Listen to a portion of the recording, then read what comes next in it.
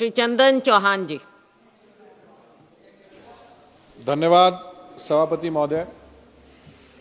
आपने हवाई किरायों को विनियमित करने के उचित उपाय के इस संकल्प को जो सैफी पुडनील जी द्वारा लाया गया है उस पर अपना पक्ष रखने के लिए मौका दिया, मैं इसके लिए आपका धन्यवाद आभार व्यक्त करता हूं। मान्यवर, कोविड-19 के बाद पूरे देश की इकोनॉमी के लिए और पर्यटन क्षेत्र के लिए उसे दोबारे पटरी पे लाने के लिए सिविल एविएशन इंडिया द्वारा लगातार कार्यक्रमों को चलाया गया और उन्हीं की मेहनत के अनुसार और आदरणीय प्रधानमंत्री जी के विजन को आगे रखते हुए आज कहीं ना कहीं इकोनॉमी भी बेहतर स्थिति में है और पर्यटन की स्थिति भी बेहतर है। मान्यवर, साल भर में 31 अक्टूबर 2025 तक लगभग 3.25 लाख फ्लाइट्स और 157.08 लाख यात्रियों का संचालन करके अपने आप में इस मिनिस्ट्री ने और सिविल एविएशन ने अपनी मेहनत का मुजाहरा पूरे देश के सामने और बढ़ती इकोनॉमी के सामने रखने का काम किया है।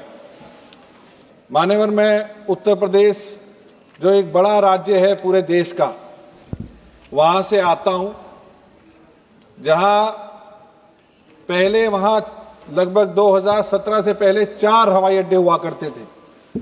वहीं आज 5 बड़े इंटरनेशनल एयरपोर्ट्स के साथ 21 से अधिक एयरपोर्ट हैं और लगभग बड़ी संख्या में, चाहे प्रयागराज हो, अयोध्या हो, गोरखपुर हो, कानपुर हो, कुशीनगर, बनारस और लखनऊ एयरपोर्ट जब जाते हैं चौधरी चरण सिंह जी के नाम पे जो हमारा एयरपोर्ट है, चौधरी चरण सिंह जी के व्यक्तित्व के रूप में अगर आज उसका विस्तार हुआ है, उनके व्यक्तित्व के अनुरूप नए बड़े टर्मिनल वहां देखने को मिलते हैं। वहीं जेवर के अंदर हिंदुस्तान का सबसे बड़ा एयरपोर्ट बन के भी बड़ी जो है गाथा लिखने का काम सिविल एविएशन और मंत्रालय कर रहा है। वहीं हमारे जाबाज मंत्री आदरणीय राम मोहन नायडू जी और आदरणीय प्रधानमंत्री नरेंद्र मोदी जी के नेतृत्व में हमें पूरा विश्वास है कि यात्रियों की सुरक्षा और बेहतर सुविधाजनक सफर के लिए किसी भी चीज से कोई कभी समझौता करने का काम नहीं करेंगे।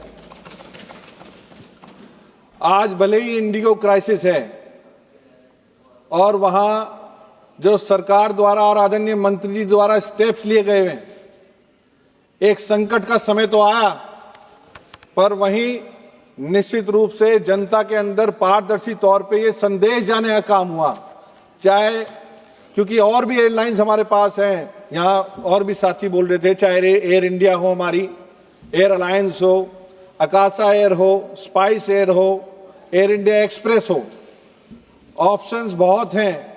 और माननीय मंत्री जी की तरफ से भी और आदरणीय प्रधानमंत्री जी की तरफ से भी सीधा संदेश गया है कि किसी भी तरह की ब्लैकमेलिंग मंत्रालय या सिविल एविएशन किसी रूप में भी स्वीकार नहीं करेगा।